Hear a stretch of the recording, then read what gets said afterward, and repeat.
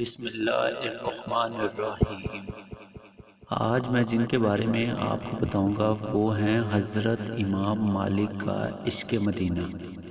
ان کا تعارف یہ ہے کہ کروڑوں مالکوں کے عظیم پیشوا حضرت امام مالک بن انس رحمۃ اللہ علیہ کا نام مالک اور کنیت ابو عبداللہ ہے۔ چار مجتہد اماموں میں سے ایک مشہور امام اور تبا تابع ہیں۔ آپ کی ولادت مشہور قول کے مطابق 93 ہجری میں مدینہ شریف میں ہوئی اور مدینہ پاک میں ہی آپ کا انتقال شریف ہوا۔ حصول علم۔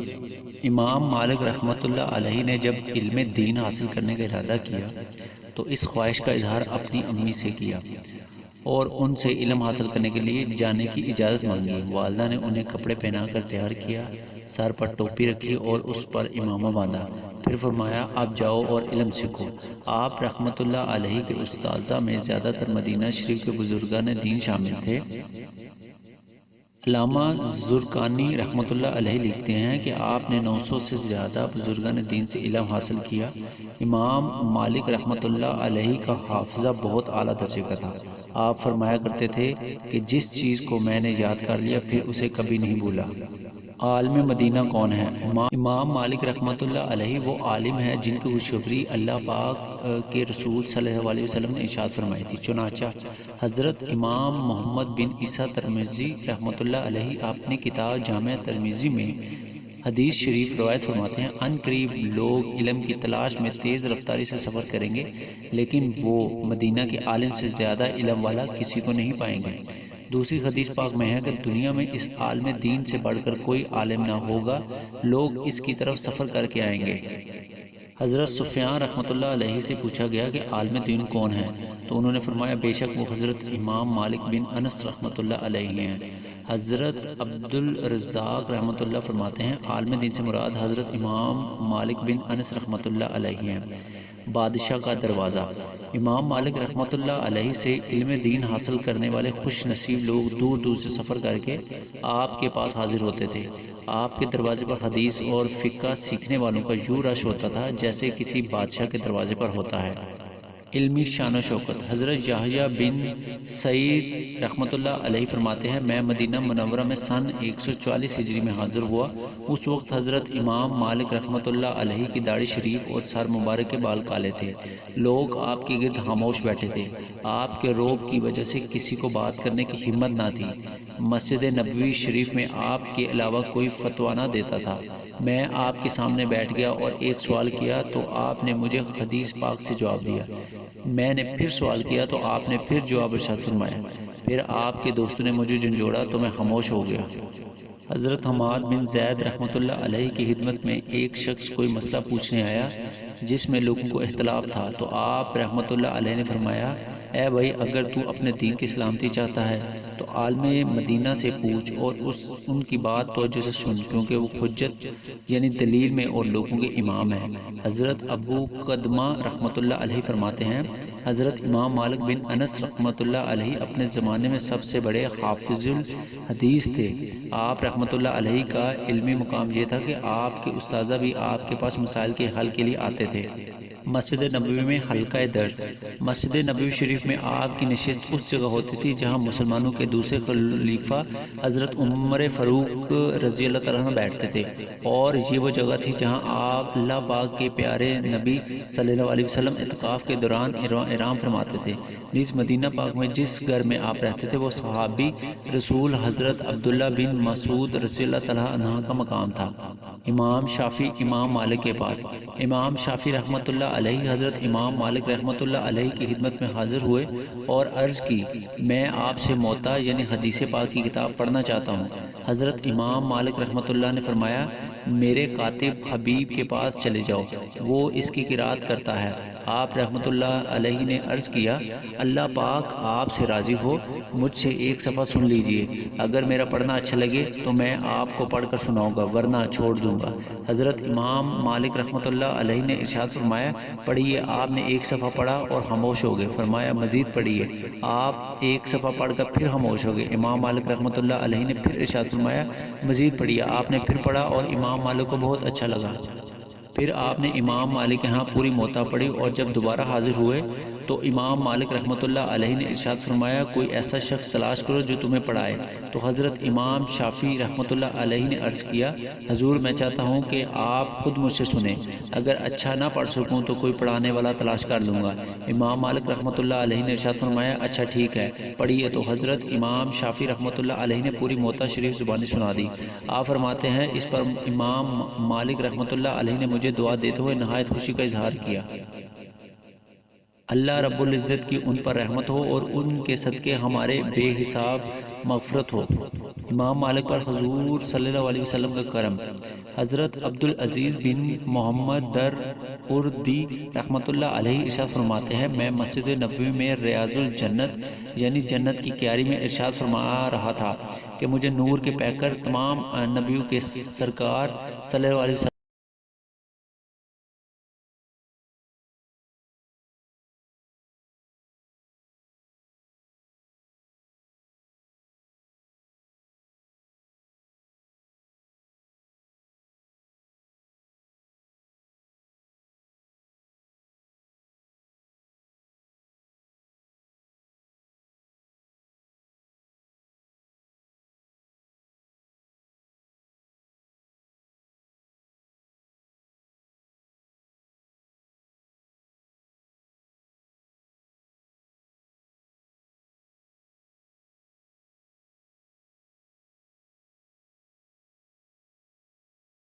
زیارت ہوئی۔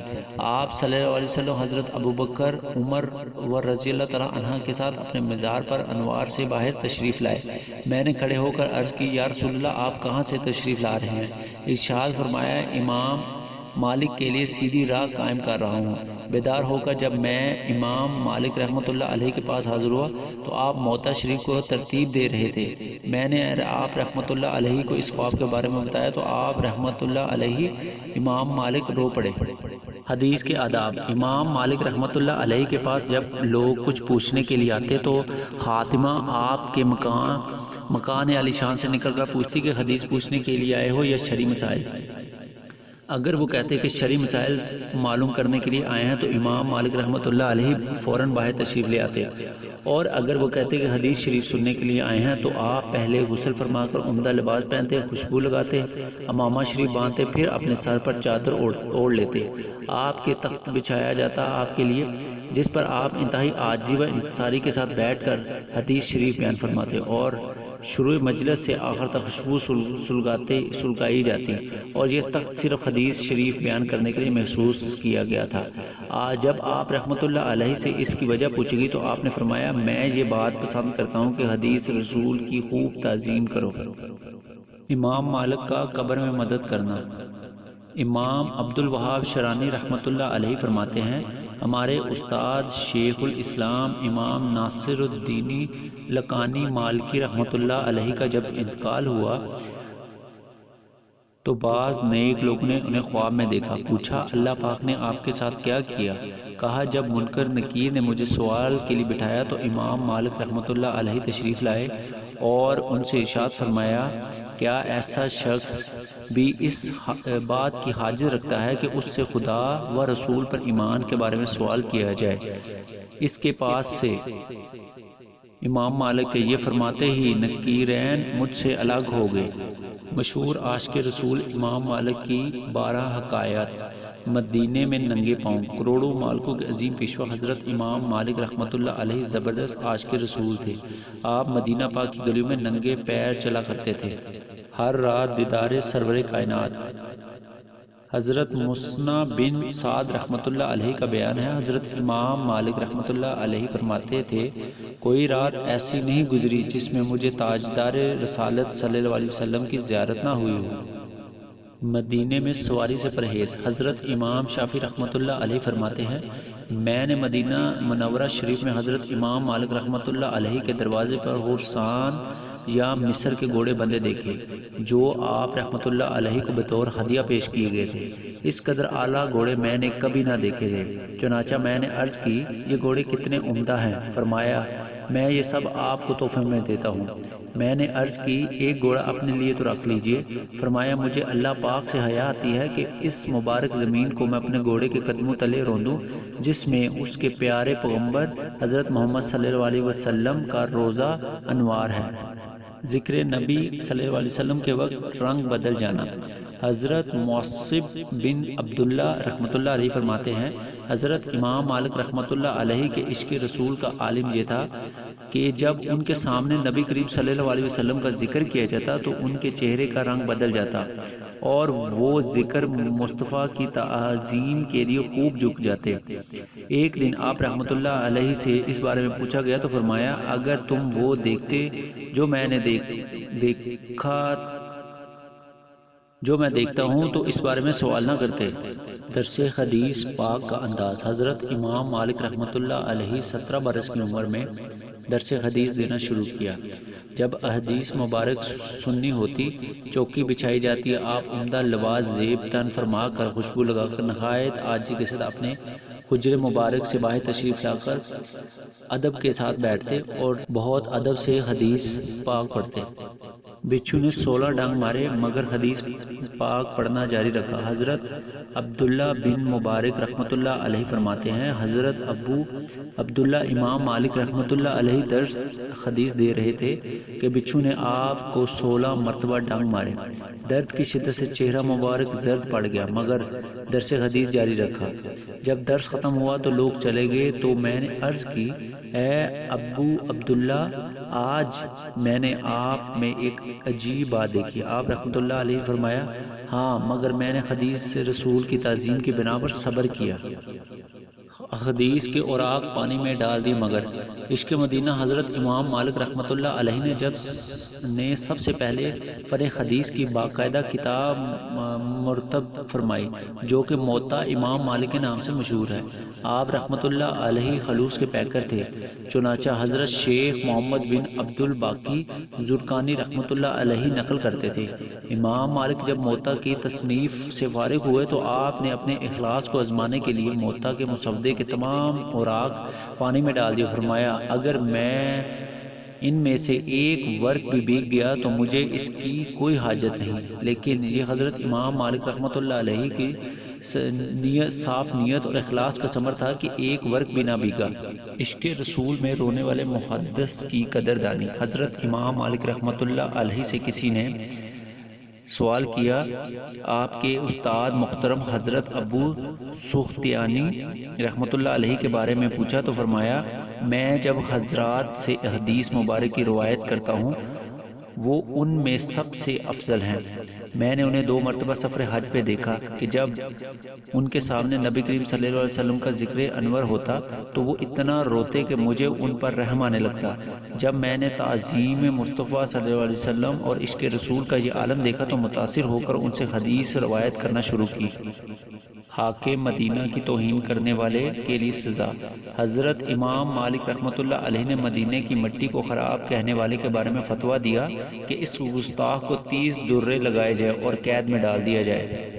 قضائے حاجت کے لیے حرم سے باہر جایا کرتے۔ حضرت امام مالک رحمۃ اللہ علیہ تعظیم مدینہ کی خاطر مدینہ شریف میں کبھی بھی قضائے حاجت نہیں کی، اس کے لیے ہمیشہ حرم مدینہ سے باہر تشریف لے جاتے تھے، البتہ حالت مرض میں مجبور تھے۔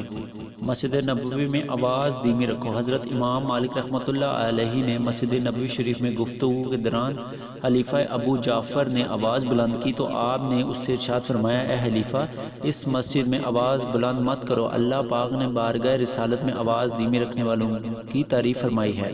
روضہ رسول کی طرف منہ کر کے دعا مانگو۔ حضرت امام مالک رحمۃ اللہ علیہ سے خلیفہ ابو جعفر منصور نے دریافت کیا کہ میں روزہ انور پر حاضری کے موقع پر قبلے کی طرف منہ کر کے دعا مانگوں یا نبی کریم صلی اللہ علیہ وسلم کی طرف رخ رکھوں؟ حضرت امام مالک رحمۃ اللہ علیہ نے فرمایا نبی پاک صلی اللہ علیہ وسلم سے تم کیوں منہ پھیر سکتے ہو؟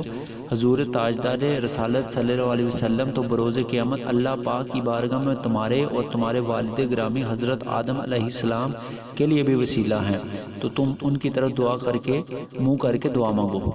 آدمی کا نسب ہی اس کا مکان ہے۔ حضرت امام مالک رحمۃ اللہ علیہ دنیا سے بہت زیادہ بے رغبت رکھتے اور امور آخرت میں غور و فکر کرتے رہتے تھے۔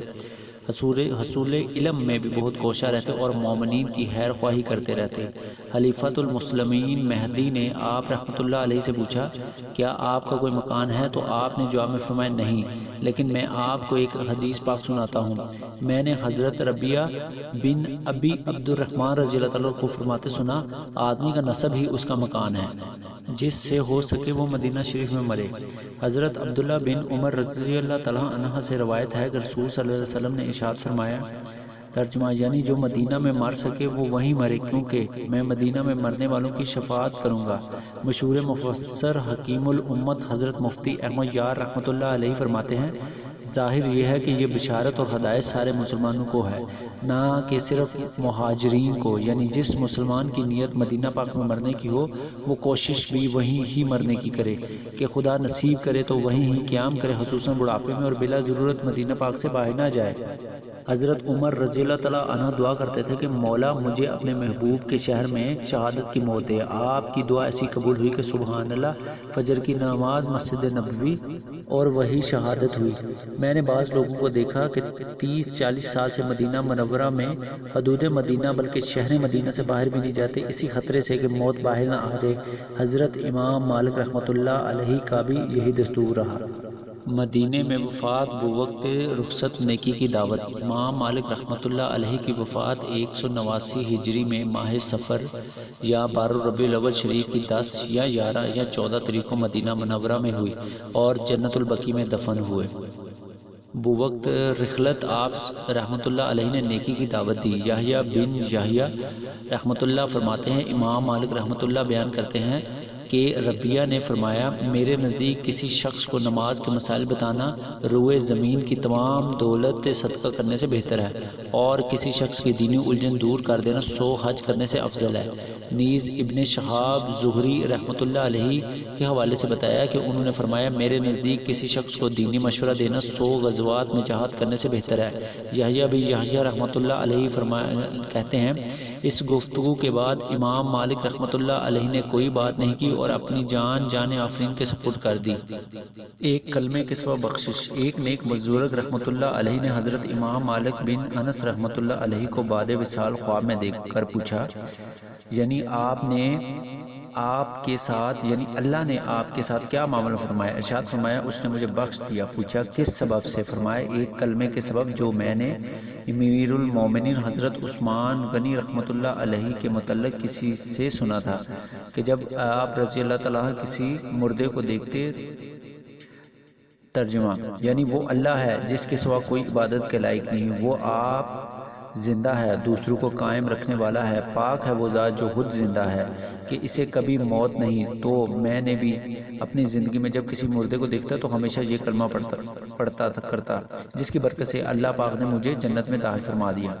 آپ رحمۃ اللہ علیہ نے وصیت فرمائی کہ مجھے میرے اپنے کپڑوں میں ہی کفن دیا جائے اور جنازہ گاہ میں نماز جنازہ ادا کیجیے۔ آپ رحمۃ اللہ علیہ کی نماز جنازہ کثیر لوگوں نے ادا کی، جس میں حضرت ابن عیاش، حضرت ہاشم، آپ کے کاتب حضرت حبیب اور ان کے بیٹے رحمۃ اللہ علیہ جیسی شخصیات نے شامل کی۔ آپ کے وصال پر اہل عراق کا صدمہ۔ حضرت امام مالک بن انس رحمۃ اللہ علیہ کے وصال کی خبر عراق پہنچی تو گویا عراق کی سرزمین لرزنے لگی۔ وہاں کے لوگوں کو آپ رحمۃ اللہ علیہ کی وفات پر بہت صدمہ پہنچا۔ ایک آدمی نے حضرت سفیان بن رحمۃ اللہ علیہ سے عرض کی، اے ابو محمد، ایک شخص کی خواہش ہے کہ وہ کسی ایسے عالم سے مسئلہ دریافت کرے جو اس کے اور اللہ کے درمیان دلیل ہو۔ تو آپ رحمۃ اللہ علیہ نے ارشاد فرمایا، ایسے عالم تو حضرت امام مالک بن انس رحمۃ اللہ علیہ ہیں جنہیں آدمی اپنے اور اللہ پاک کے درمیان دلیل بنا سکتا ہے۔ لیکن جب آپ رحمۃ اللہ علیہ کو بتایا گیا کہ وہ تو وصال فرما چکے ہیں تو افسوس کرنے لگے، ہائے اچھے لوگ دنیا سے چلے گئے۔